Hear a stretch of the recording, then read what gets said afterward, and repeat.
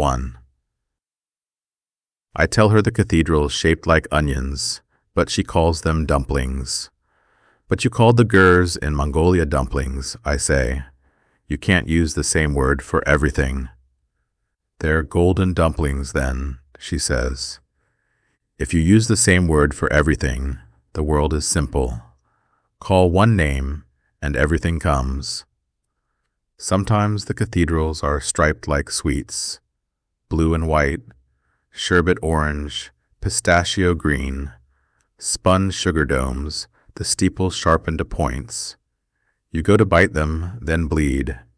Red isn't the color of Russia, it's the consequence. Built on the hearts of a billion hungry children, all vying in the same impossibly long candy line. Russia isn't a land, she says. It's a wound.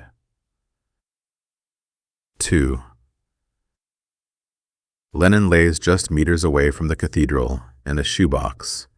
There's nothing magnificent outside, but inside, his body still sleeps under the soft lights.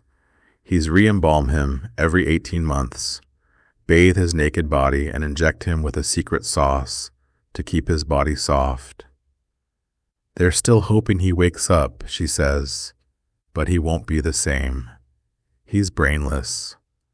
After he died, they sliced his mind into 30,000 pieces, the scientists trying to find the source of the genius, as if you could dissect a bird to find the song. He had real fight. When they exiled him, he'd hunt for mushrooms in the morning, under trees, and then play chess. Against himself, he played both sides and still tried to win.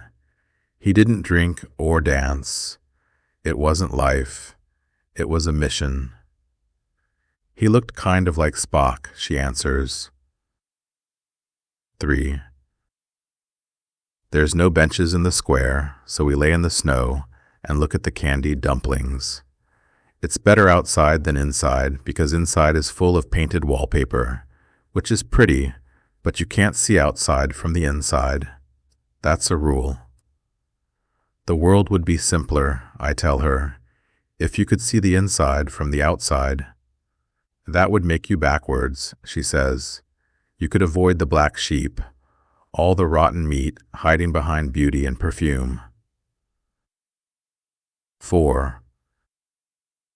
On the edge of Red Square, we find a 1950s luxury Soviet grocer.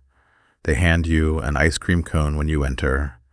Inside smells like beeswax, lemon, dill, and old marble. We run up and down the aisles, giddy. It's too perfect, she says. Eyes big as tea saucers at all the delicacies.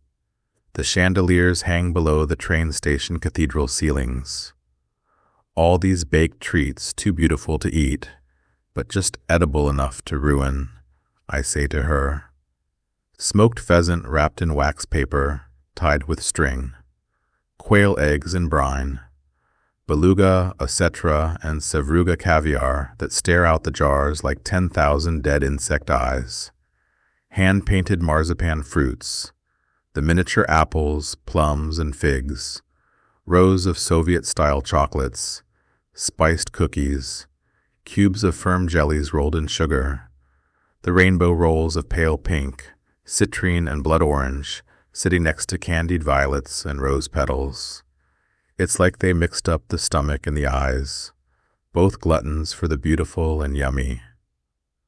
Look at the rows of birch juice. They even bottled trees. She laughs. We fill up our basket, stop for a handmade soda, which pours from long conical glass flasks suspended above the counter. She gets a ruby one while I take the tar black licorice. They mix them by hand. Bubble water pours from brass taps. Her lips end up stained by cherry, and mine coal dark, my teeth visually missing. Some shelves are lined with little porcelain figures of ballerinas, foxes, and long-limbed men, all with the same crooked, faraway smile. We are all royalty inside this grocer from another time, indulging in indulgence. The workers barely allow it. they look on, frozen smiles narrowly disguising their displeasure at the decadence they serve day after day. 5. Later, in the circus we watch the boys and girls fly. They fly, they are thrown, are caught, they fly again. The tigers jump, tumble, and juggle each other, while white lions spin people like paper toys instead of meat. Walruses slide. The donkeys dance. The donkeys have faces, the faces of boys. Not boys, but the idea of them. People on horses that race round and round at exciting speeds until they both sweat and stop to breathe. The spinning is the trick, and the spinning is the point. Then comes the monkey. The monkey is a king. They carry him on a golden throne, lift him high so we can worship. He waves, he bares his teeth, he smiles like a knife. He's more human than the beasts. He's more beast than the grinning men that hold him up, or the crowds of children that wave back at him, smiling, like their faces just split in two. I close my eyes against the lights. They don't flash, they burst. Supernova. Then black again. Then color again. You turn the circus on and off when you blink. The monkey comes and goes, and when you stop blinking, the circus is gone. The popcorn drops from children's fists, then slowly crawls under the sticky seats, up the stairs, trying to get out. The hungry little girls with painted faces, glue on mustaches chase the popcorn out of the tent, and maybe neither are ever seen again. The giant ringmaster pinned the center, while the circus spins around him like a dress. The performance is surprising to us, but practice to them. They're never surprised, unless they fall. Then they get up, face half on and half off, and run away in shame. They aren't people, they're precision. She claps at the spectacle, while I stare up, until my neck burns, hopeful the acrobat girls' outfits might fall off, and I can see tiny, far-away pussy in the sky. 6. When you enter the circus, they make you remove your coats to remind you that you're in Russia. They want you cold. Then the lights go off and don't come back on. When you leave, you get your coat back. The lights rise, but it will never be quite as bright as when you entered. It's cold too outside. It waited, the cold. It waits for you to warm it.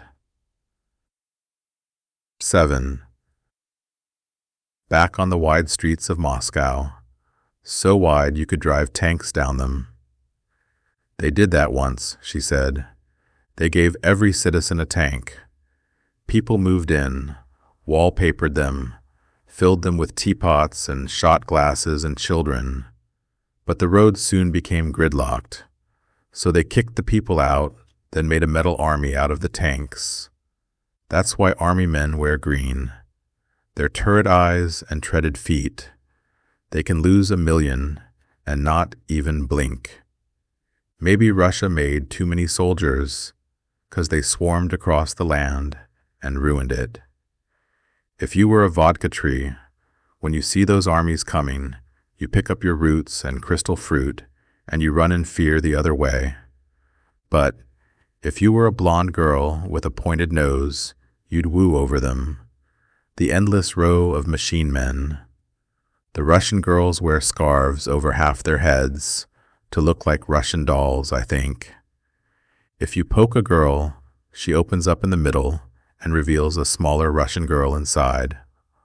On and on. It's endless. Those Machuca women, I say, are lovely but brutal machines. And this is the story of our fate. There is always someone waiting inside someone. Men are just the key. Put your cock in the lock, and out springs another one. That's called the future, she says, knowingly. 8. In the beginning they rose darkly from the Moskva River, and in the end they will return to it, in a flash of light, the grief,